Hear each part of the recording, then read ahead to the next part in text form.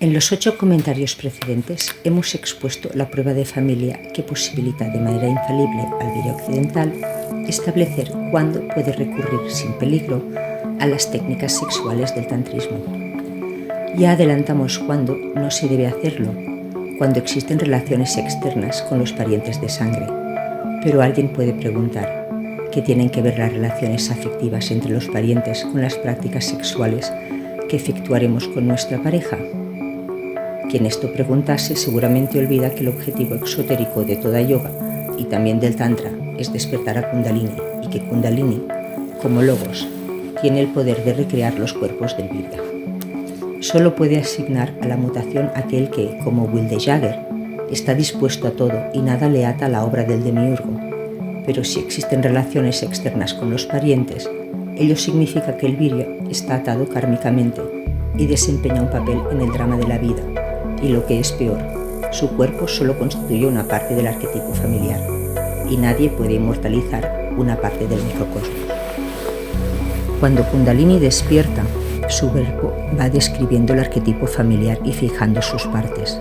Si el Virya tiene sus parientes afuera, entonces Kundalini solo recreará hasta donde llega la conciencia y fijará esa parte del arquetipo familiar que el Virya cree ser. Este resultado es inevitable porque Kundalini, como reflejo del aspecto logos del demiurgo, tiene la misión secreta de armonizar al microcosmos con el macrocosmos, al hombre con el plan, y jamás va a alterar por sí misma una relación kármica, como la que implican las relaciones externas con los parientes. Las consecuencias del despertar de Kundalini varían considerablemente según sea el grado de confusión del Virya perdido, y van desde una benigna fusión con el demiurgo en el Samadhi Saharara hasta la aniquilación del cuerpo físico por decisión del arquetipo familiar, quien intentará evolucionar a través de los demás parientes. Esta última posibilidad causará sorpresa porque, naturalmente, uno siempre piensa que es el mejor o más evolucionado de la familia, pero el arquetipo familiar puede no opinar lo mismo. En cualquier caso, Kundalini siempre se conducirá de acuerdo a su directiva secreta de armonizar, recreando el microcosmos y fijar lo recreado para mantener o restablecer el sincronismo de los ritmos del microcosmos con el plan del macrocosmos. Para el Virya es imprescindible la reintegración del arquetipo familiar por la prueba de familia o por cualquier otro procedimiento antes de despertar a Kundalini, pero se dirá, ¿vamos entonces a realizar en nosotros la entelequia del arquetipo familiar? No, porque todo cuanto hemos dicho sobre Kundalini se refiere a ella librada a su directiva secreta, y nada dijimos aún sobre la manera en que se debe proceder con el verbo ígneo durante las prácticas tántricas. El propósito de despertar a Kundalini es solo una acción táctica, un medio para concretar el objetivo estratégico del retorno al origen, tal como enseña la sabiduría hiperbórea a todo Virya Sadhaka. Afirmamos ya cuándo no se debe practicar el tantrismo, cuando existen relaciones externas con los parientes y el Virya se encuentra ligado al proceso del arquetipo familiar y a los procesos de los arquetipos psicoideos de las superestructuras. Y explicamos por qué. Hay que reintegrar el arquetipo familiar para evitar que Kundalini recree solo una parte del mismo, pero este es nada más que un aspecto de la dificultad y, si se quiere, el menor. El mayor problema lo constituye el hecho de que quien padece la ilusión de las relaciones externas no podrá distinguir a Kali, y la percepción de Kali es necesaria a priori de la praxis tántrica, pues constituye el fundamento de la restauración hiperbórea que se debe realizar en la naturaleza del microcosmos para conseguir su transmutación.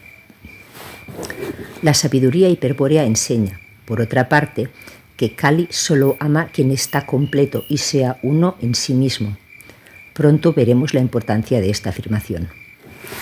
Hay un tercer aspecto de la dificultad, para orientarse, de padecer relaciones exteriores, que es el siguiente.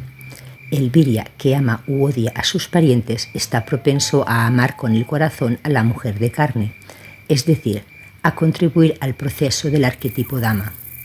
Esta propensión proviene fundamentalmente de las relaciones kármicas, que determinan el tipo de la pareja destinada, de la confusión sanguínea que ha ocasionado el olvido de la mujer hiperbórea y de la partición del arquetipo familiar que impide distinguir a Kali.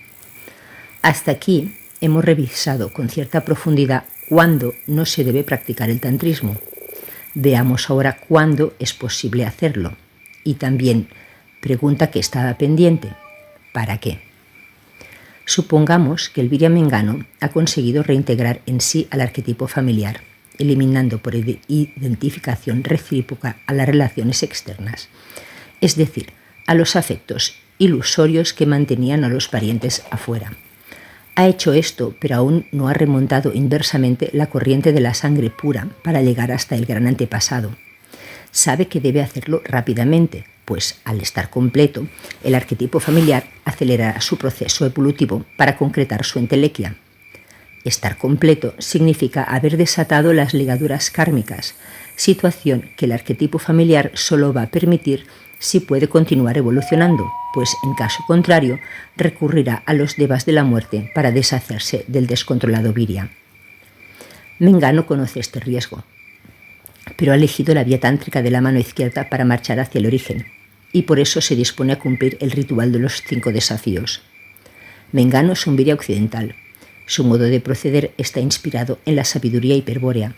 Por eso, aunque indudablemente tántricos, sus actos se confunden de acuerdo a una simbología más antigua que la de la escuela Kaula, pero adaptada a las circunstancias de Occidente y su relación con el fin del Kali Yuga.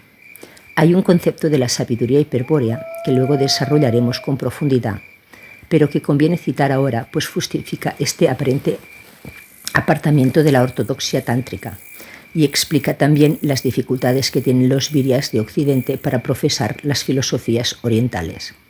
Es el de geocronía. La geocronía es la propiedad que posee la Tierra de influir sobre el tiempo histórico de los pueblos que habitan determinados lugares. Así resulta que no todas las comunidades humanas se encuentran en la misma relación con respecto al Kali Yuga, sino que la India, por ejemplo, está más lejos del fin de la edad Kali que Europa. Existe todo un camino del Kali Yuga, que comienza en el polo sur y acaba en el polo norte, pero que serpentea en torno del planeta siguiendo ciertas líneas tectónicas. Y a este camino nos referimos cuando decimos, por ejemplo, en el siglo IV, los germanos avanzan hacia el Kali Yuga, etc. Lo importante ahora es tener en cuenta que el Tantra de la India y el Tíbet, el Kaula y aún el Sendero Kula han quedado retrasados con respecto al índice geocrónico de Occidente, pues este se halla más cerca del fin del Kali Yuga que Oriente. Es por eso que en el siglo XX la Tulega Silhad desarrolló su propio yoga tántrico, el cual fue empleado internamente en las iniciaciones de la Orden Negra. Los conceptos que venimos ofreciendo y los que daremos en relación al supuesto ritual de Mengano proceden de aquella yoga occidental de la Tulega Silhad y de la sabiduría hiperbórea. Hemos preferido evitar referencias al Tantra hindú, pues nos perderíamos en aclaraciones y comentarios, ya que los orientales hoy día no ven con claridad conceptos tan elementales como este. Si el camino Kula, según declaran los tantras, es la búsqueda de una gnosis absoluta, preguntamos nosotros, ¿cómo pueden creer que el demiurgo Brahma, con quien proponen la fusión del samadhi, va a permitirlo sin castigo? Los occidentales, en cambio, saben desde hace mucho que la búsqueda del conocimiento, la gnosis, es castigada por los dioses, y lo han expresado en el mito de Prometeo o en el mito de la caída de Adán, de los gnósticos alejandrinos, etc. Hay una gran confusión en el tantrismo actual, y por eso aparece teñido de devoción y ritualismo, lo que disfigura el sentido luciférico y guerrero que debe exhibir en su carácter de vía hiperbórea de liberación para el Kali Yuga. Nosotros seguiremos otro camino. Transitaremos por un puente que salva parte de la confusión, pues se apoya en la pureza de la sabiduría antigua, por un lado, y por el otro en la realidad concreta que debe afrontar diariamente un Virya occidental, Mengano, por ejemplo. El ritual de los 5 desafíos consiste en tomar vino, comer carne, pescado y germen de trigo y practicar el coito o maituna. En cada uno de estos actos, el sadaka desafía el demiurgo, en los 4 primeros simbólicamente y en el último concretamente. Antes de efectuar cada uno de los 5 desafíos, se debe meditar en su simbolismo para que el ritual represente un verdadero acto de guerra individual. Vale la pena repetir nuevamente que solo se debe intentar esta etapa final del tantrismo cuando se ha realizado un entrenamiento previo de control orgánico por medio del yoga y se ha logrado un fortalecimiento muy fuerte de la voluntad por el desapego y la repugnancia que experimenta el gnóstico hacia la obra del demiurgo. Cuando el virio está dispuesto a todo y exhibe una inclaudicable decisión guerrera, recién puede afrontar la prueba de familia para juntar los pedazos de su alma que se hallan esparcidos en el mundo. Si triunfa en esta prueba y consigue reintegrar en su interior el arquetipo familiar, habrá entonces arribado las puertas del misterio de amor. Digamos que es perfectamente posible obviar el enfrentamiento a este misterio y buscar la liberación por otra vía hiperbórea.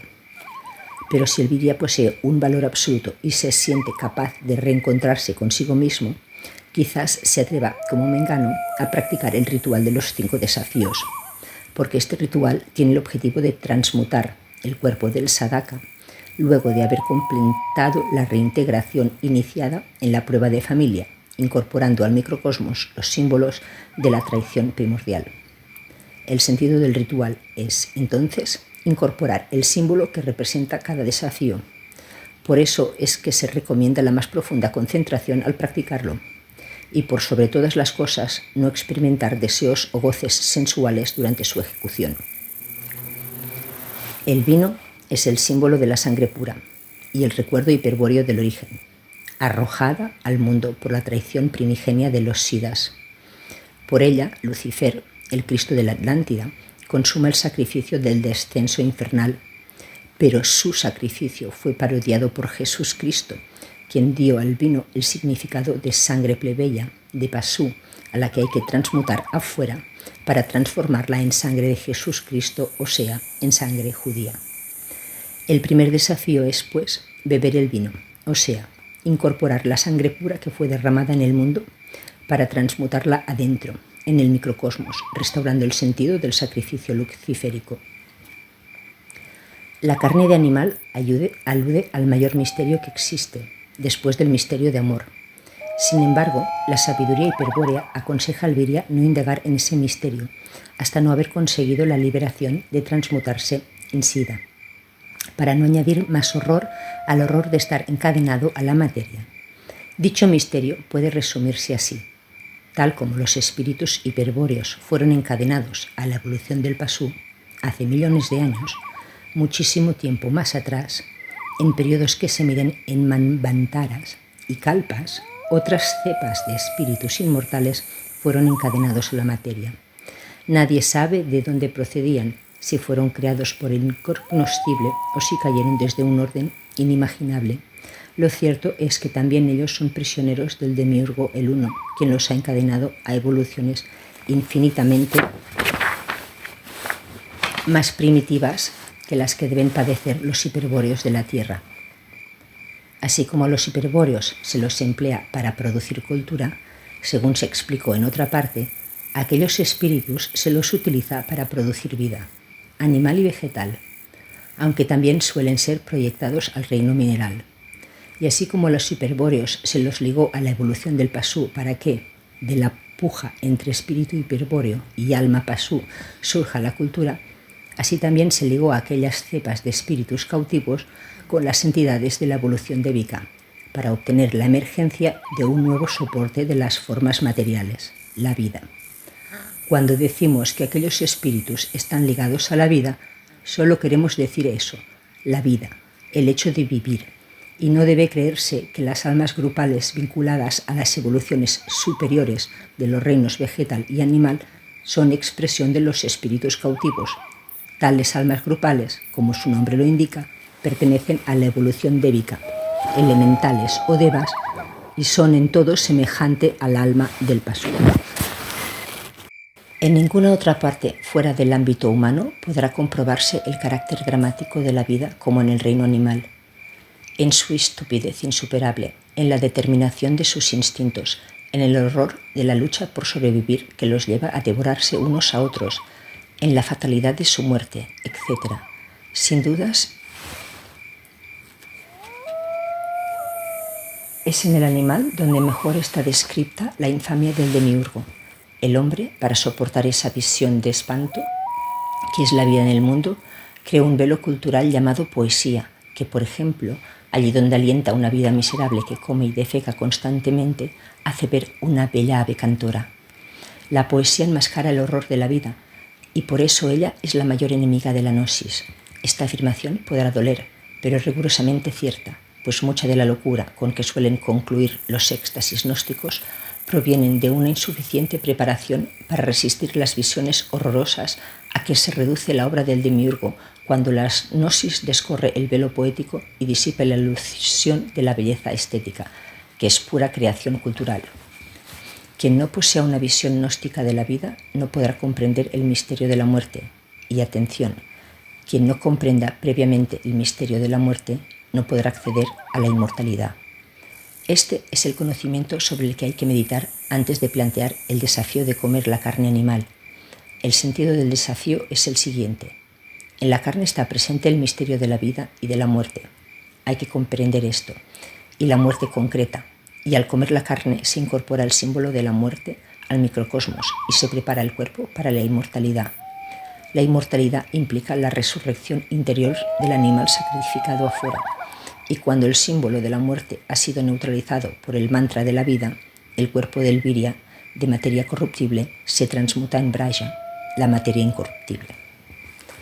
El pecado simboliza a la raza terrestre del Pasú, desde su origen en oscuras y antiguas charcas hasta su fin en la entelequia del arquetipo hebreo Jesús Cristo. Toda la historia del Pasú está escrita en el pez. Al comer el pescado se incorpora al microcosmos un símbolo que es expresión del arquetipo Manú, que tiene la misión de fijar desde adentro los límites del arquetipo familiar. Se debe meditar y comprender el sentido de este desafío en los términos en que está planteado aquí, pues el simbolismo del pez es extremadamente complejo y puede dar lugar a desviaciones intelectuales. Solo haremos notar que la primera de las 10 manifestaciones de Vishnu es como pez, Matsyavatara, y que el Manú de este Manvantara, Brisbasvata, ha ostentado siempre el signo del pez, tanto en los Vedas, donde recibió este nombre, como en la Mesopotamia, a donde se llamó Oanes o Dagón, o durante el Imperio Romano, cuando se reencarnó como Ictis, pez, en el hebreo Jesús, etc. El germen de trigo representa la palabra del demiurgo, la expresión concreta de su verbo. En el germen, como en cualquier otro bija, hay una potencia que intenta desplegarse a impulso del gran aliento. Por eso, el germen debe ser considerado como el símbolo del arquetipo psicoideo, al comienzo de la evolución. Si el germen es situado en ambiente fértil, el arquetipo completará su proceso, que comienza en la germinación y acaba en la producción de nuevos gérmenes o reproducción. Pero todas estas cualidades que adquiere la planta durante el proceso de su crecimiento ya se encontraban en potencia en el germen original o bija. Si el germen se guarda en una escudilla, al contacto con el aire o vayu tattva, no germina, pero si se lo deposita en la tierra o prithvi tattva, entonces germina y actualiza el proceso evolutivo de las diversas cualidades potenciales. Este símbolo tiene especial importancia para interpretar el despertar de Kundalini, quien, al igual que el germen, es un bija o palabra del demiurgo, de particular contenido potencial. Pero Kundalini es en sí misma una bija que expresa a todos los otros bijas, una palabra que contiene a todas las palabras. Un sonido que es la síntesis de todos los sonidos, pues representa en el microcosmos a la casa tattva, o primer éter del gran aliento. Como el germen de trigo, Kundalini necesita un ambiente fértil para iniciar su despliegue. Hemos dicho ya que Kundalini despierta por sí misma cuando ocurren desincronizaciones entre el microcosmos y el macrocosmos, y explicamos que su misión secreta es restablecer dichas alteraciones armonizando la totalidad de los ritmos del proceso biológico. Podemos agregar ahora que tal comportamiento se debe a que Kundalini es sensible a la afluencia cósmica del gran aliento. Si se imagina a la casa Tattva como un océano de sustancia psíquica y en medio de él a una burbuja, se tendrá una idea acertada sobre Kundalini. En el hombre, sobre el Muladhara chakra se encuentra la burbuja de Akasa, en cuyo interior duerme Kundalini. Esta burbuja, como el germen expuesto al aire, no se despliega a menos que se altere su ambiente tornándolo fértil. Pero el Bija, Kundalini, es una burbuja que flota en el Akasa, contrayéndose o expandiéndose al ritmo de la afluencia del aliento. Solamente una variación en esta afluencia puede hacer que Kundalini despierte e intente restituir el movimiento solidario. El Akasa posee las dimensiones tiempo y espacio, y por lo tanto, alterando dichas dimensiones, es posible despertar a Kundalini. Este es el principio que se emplea en la estrategia hiperbórea. En el universo existen 4 estados de la materia sutil producidos por el gran aliento: Prana, procedente del Sol; Manas, procedente del Manu; Vionana, procedente del demiurgo Jehová, Satanás; y Ananda, procedente del demiurgo el Uno. La operación con estas materias también permite despertar a Kundalini si se altera su fluencia. Este es el principio que se emplea en la estrategia sinárquica, especialmente el control del prana solar por la respiración rítmica que enseñan las escuelas profanas de yoga. Kundalini es la semilla de una planta con muchas flores. Su germinación tiene la virtud de reproducir el proceso del universo, pues, al romperse la burbuja, el Bija original se descompone en todas las palabras de la creación,